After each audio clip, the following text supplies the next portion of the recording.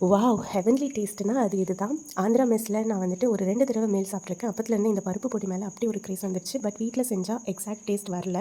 அதனால அந்த ப்ராடக்ட்காக நான் ரொம்ப நாள் தேடிட்டு இருந்தேன். அப்போ தான் லவஸ்கால இந்த ப்ராடக்ட் இருக்கு அப்படின்றதே எனக்கு தெரிய வந்துச்சு. யூசுவலி ஹெல்தி ப்ராடக்ட்ஸ் எல்லாமே நான் லவஸ்கால தான் வாங்குவேன். லைக் பாஸ்தா, நூடுல்ஸ் எல்லாமே மில்லட்ல செஞ்சது அந்த மாதிரி வாங்குவேன். ஸோ வந்துட்டு why not give it a try அப்படின்னு தோணுச்சு. பட் எப்பயும் போல நான் ரிவ்யூஸ் எல்லாம் பார்த்துட்டு தான் ஆர்டர் போட்டேன்.